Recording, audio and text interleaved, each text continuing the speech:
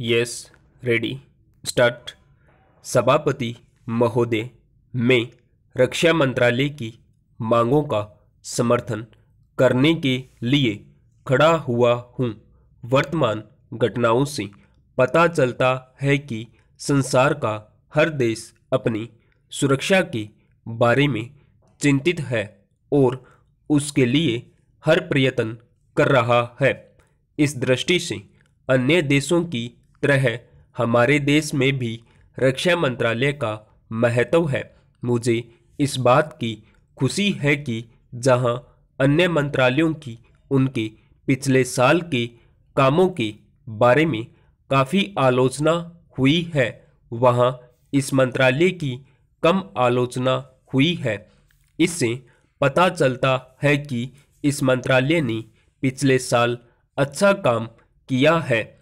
मोटे तौर पर किसी भी देश की सुरक्षा नीति का लक्ष्य यह होता है कि दूसरे देशों, खास तौर से पड़ोसी देशों के साथ मित्रता के संबंध स्थापित हो और हम एक दूसरे के मामलों में हस्तक्षेप न करें। लेकिन उसके साथ यह भी जरूरी होता है कि हम अपने देश की सीमाओं और अखंडता की रक्षा करें।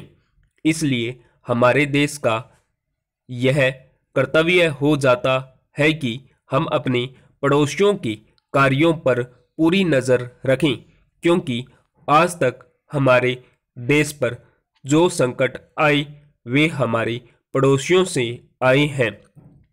1965 में पाकिस्तान के साथ जो लड़ाई हुई और उसके बाद ताशकंद में जो समझौता हुआ वह सिर्फ कागज पर ही रहा। पाकिस्तान ने उस पर कोई अमल नहीं किया।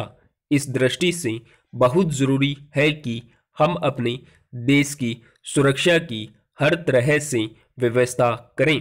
हमारा उद्देश्य दूसरों पर आक्रमण करना नहीं है, लेकिन यदि हम पर कोई आक्रमण करे तो हम में इतनी शक्ति अवश्य होनी चाहिए कि हम उसका डटकर सामना कर सकें। पैरा, आप जानते हैं कि पिछले दिनों पाकिस्तान को अमेरिका और चीन से काफ़ी मदद मिली है।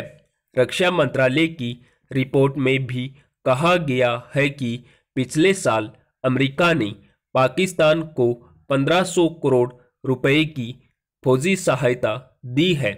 आज जहां हम फौजी सामान के लिए अपने कारखानों की मदद से अपनी शक्ति बढ़ाने का प्रयत्न कर रहे हैं, वहां पाकिस्तान संसार के देशों से फौजी सामान खरीद रहा है। अपनी नीति के कारण वह सब देशों से लाभ उठा रहा है।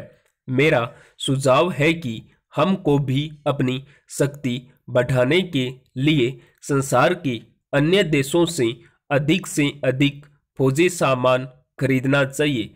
आज तिब्बत की सीमा पर चीन की 1.5 लाख फौज खड़ी है।